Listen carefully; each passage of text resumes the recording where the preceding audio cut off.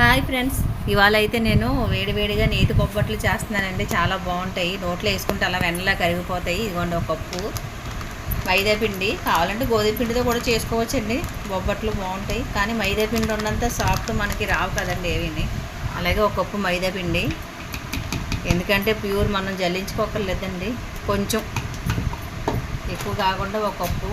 అలాగే నేను సరిపడినంత సాల్టు తక్కువ. అలాగే వేడి నెయ్యి అండి, గోరువెచ్చగా మనం చేసుకొని ఈ నెయ్యిని మనం ఇందులో వేసుకొని మంచిగా కలిపిన తర్వాత బాగా మిక్స్ చేయాలి.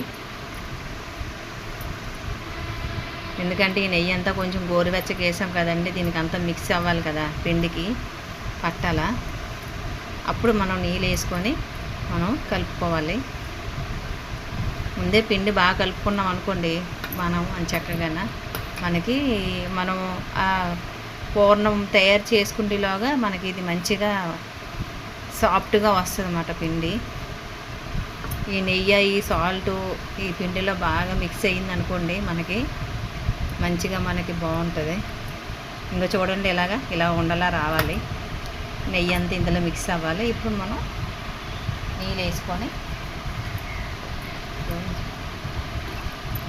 నీళ్ళు వేసుకొని మనం కొంచెం ఎంత సాఫ్ట్గా మనకి వచ్చినంత వరకు కలుపుకొని, ఫ్రెండ్స్ ఎలాగైతే మనం చూడండి ఎంత బాగా మెత్తగా సాఫ్ట్గా ఇలా రావాలి పిండి. అప్పుడు మనం ఒక 15 నిమిషాల వరకు దీన్ని మనం మూత పెట్టేసి ఉంచాలా. అప్పుడు మనకి మరి సాఫ్ట్గా బాగా మైదా అదే ఈ పిండి మనకి తయారైపోద్ది బొబ్బట్టుకి. పక్కన 5 నిమిషాలు పెట్టాలండి. ఇది పెట్టిన తర్వాత చూడండి, ఒక పప్పు నానబెట్టాను 4 గంటలు. అలాగే ఒక గ్లాస్తో వేసాను. ఈ ఒక గ్లాసు పప్పు చూడండి ఎంత పప్పు అయిందో మనకి. అని చక్కగా మనకు ఒక 20-30 బొబ్బట్లన్నీ అయిపోతాయి, నేతి బొబ్బట్లు. ఇది మనం ఉడకబెట్టుకోవాలి. కుక్కర్లోని ఈ పప్పుని మనం వేసుకొని ఒక 2 విజిల్లు వచ్చిన దాకా ఉడకబెట్టాలి. మనకి ఎన్ని విజిల్లు అవసరం లేదండి, ఒక్క 2 విజిల్లు వస్తే చాలా. నానబెట్టేసాం కాబట్టి పప్పుని మనకి సాఫ్ట్గా ఉడికిపోద్ది.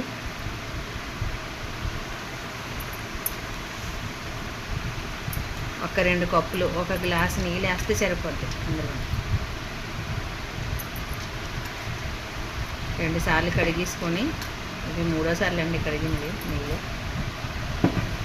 బెల్లం కూడా చూడండి, బెల్లం ఒక కప్పు బెల్లం, అలాగే ఒక కప్పు తీసుకున్నాను. ఈ గ్లాసుకి పప్పు, అలాగే దీనికి సరిపడా బెల్లం, అంటే దీనికి ఒక కప్పు సరిపోతుందండి కరెక్ట్గా.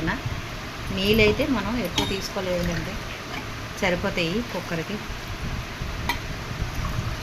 గ్లాస్ అయితే సరిపోతాయిలేండి, మరి ఎక్కువగా మెత్తగా అయిపోకూడదు కదా, కుక్కర్ పెట్టాలి. అయితే చూడండి ఎంత బాగా 2 విజిల్లో బాగా మెత్తగా ఇలాగ అయిపోయింది. ఇప్పుడు మనం దీన్ని మిక్సీ చేసుకోవాలి. ఎక్కువేం కాదండి, ఒక్క రౌండ్ వచ్చిందాకా మిక్సీ చేసుకుంటే మనకి పూర్ణ బూరెలు రెడీ. అలాగే ఇవ్వండి, రుచి చేస్తాను ఇది. ఇప్పుడు మనం ఏం చేయాలంటే ఒక కప్పు బెల్లం తీసుకొని,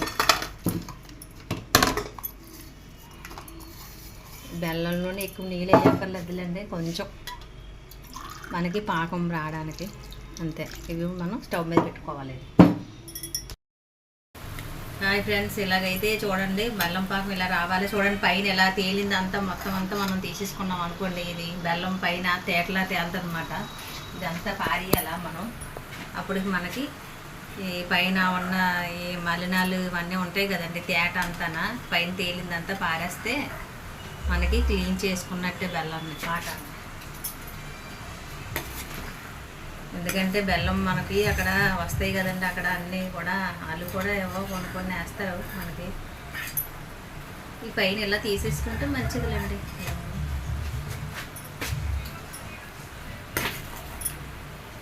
ఇలా బెల్లం పాకం రావాలా.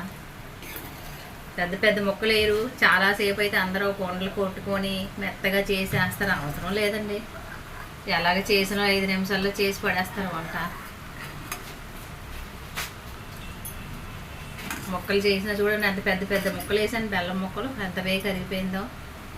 సాఫ్ట్ బెల్లం అయితే బేగా కరిగిపోతుందంటే మనకి మంచిగా 5 నిమిషాల్లో అయిపోయింది. అలాగే చూడండి మిక్సీ చేసాను రుబ్బుని ఎంత బాగా మెత్తగా సాఫ్ట్గా చూడండి ఎంత బాగుందో. ఇలాగైతే మనకి బాగా వస్తుంది.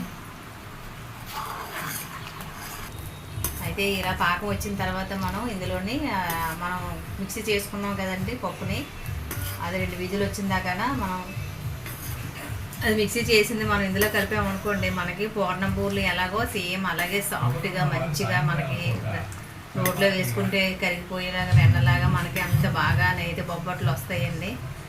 అయితే ఇంకా కొంచెం పాకం రావాలా. ఇది పాకం అంటే ఏం కాదండి, మనం ఇలా పట్టుకుంటే కొంచెం ఇలాగా జిగురుగా రావాలి.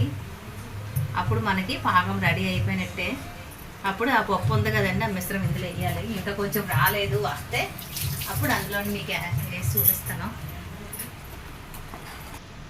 అయితే మనం ఈ బెల్లం పాకంలోని మనం మిక్సీ చేసాం కదండి రుబ్బు పప్పుని, ఇది మనం ఇందులో వేసుకొని మిక్సీ చేయాలి, బాగా కలపాలి.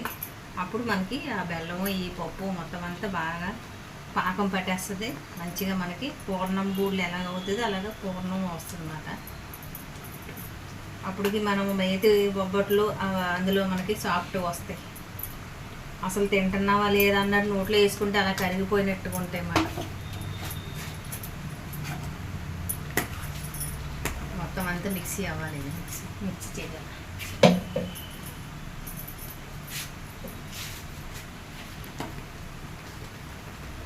మొత్తం అంతా ఇలాగా మొత్తం మిక్సింగ్ అంతా కలపాలి అంతనా. దీనికి కూడా మొత్తం అవ్వాలి కదా బెల్లం.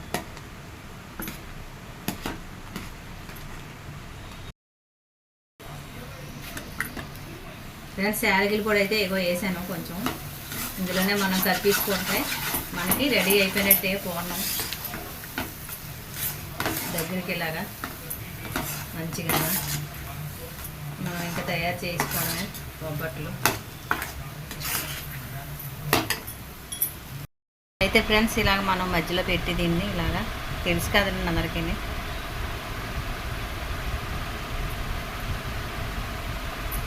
మనం దీన్ని మనము మామూలుగా స్మూత్గా వత్తాలండి. ఎక్కువగా వత్తినా మళ్ళీ ఆ పైన పూర్ణం లోపల ఉన్న పూర్ణం అంతా బయటకు వచ్చేస్తుంది కదా, మనకి ఎంత చూసారా ఎలా వచ్చేస్తుందో.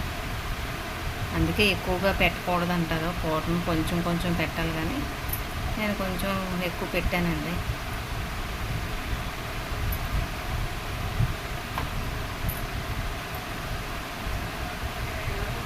ఇలా స్మూత్గా ఉంటుంది కదండి పిండి. స్మూత్గా ఉండడం వల్ల ఏంటంటే పూర్ణము మనకి బయటకు వచ్చేస్తుంది, సాఫ్ట్గా ఉంది కదా. ఇవి మనం కాచి చేసుకోవడమే అంతే, ఆయిల్ నెయ్యి వేసి.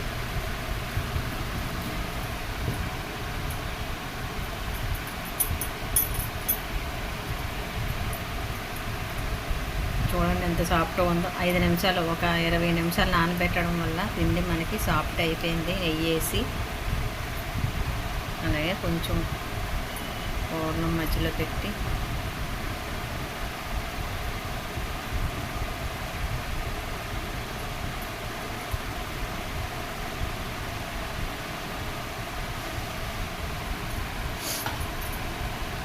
నెయ్యి కూడా పామితే మనకి ఇది బయటికి రాలేదండి, అని చక్కగా బాగుంది సాఫ్ట్గా. ఇందాక వచ్చింది కదా. ఇలా చపాతీలా పామితే దీన్ని మంచిగా దీన్ని రుద్దుతారు, కానీ అవసరం లేదండి. ఎందుకంటే పిండి సాఫ్ట్ కదా, అవసరం లేదు.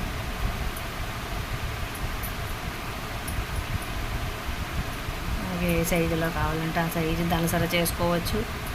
లేదు మనకి పలచగా బాగా ఉండాలి అనుకుంటే ఎలాగైనా చేసుకోవచ్చు.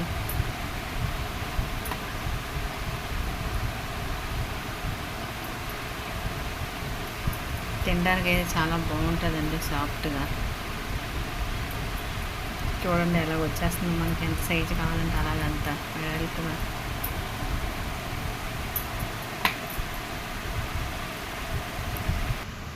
ఫ్రెండ్స్ అన్నీ ఇలాగే చేసుకోవాలి మనం మొత్తం. కానీ రొట్టెల కార పెట్టి పామకూడదు. మనకి ఎంత సైజు కావాలో అంత సైజు ఇలా చేసుకొని చిన్న నెయ్యి పెడితే మనకు చెప్పినట్టు వింటుంది ఇది. అంతే, అన్నీ ఇలాగే చేసుకోవాలి ఫ్రెండ్స్. ఇలా నెయ్యి వేసుకొని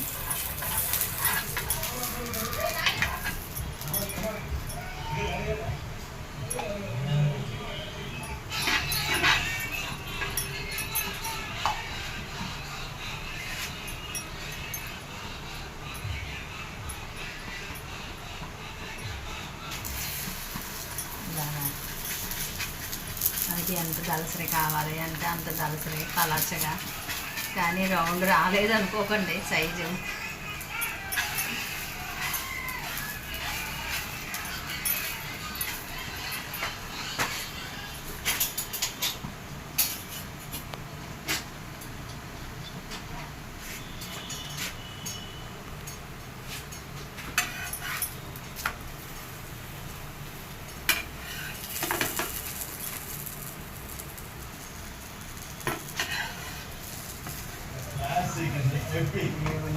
అటుపక్క ఇటుపక్క వెళ్ళిపోతుంది ఒక సైడ్. మనం తినగానే సాఫ్ట్గా ఉంటాయి, చాలా బాగుంటాయి. ఇంట్లో బొబ్బట్టు అంటే ఎవరికైనా ఇష్టం లేని వాళ్ళు ఉంటారు, చాలా మంది తింటారు, అంటే ఇష్టంగా తింటారు. ఒకటి తిందాం అనుకున్నది 4 తింటారు.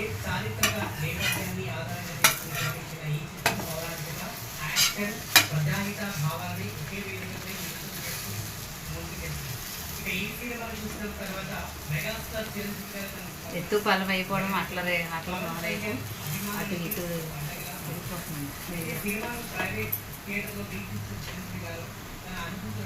అన్నీ ఇలాగే కాల్చుకోవాలండి మొత్తం.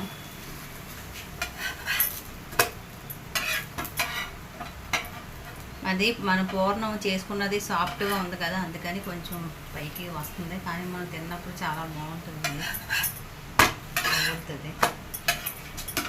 కొద్దిమందికి ఇలా దలసరగా ఉంటే ఇష్టం, కొద్దిమందికి పలసగా ఉంటే ఇష్టం.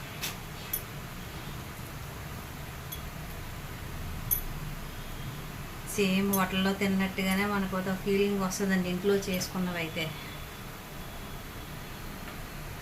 వేడివేడి తింటేనే బాగుంటాయి ఇవి మంచిగా.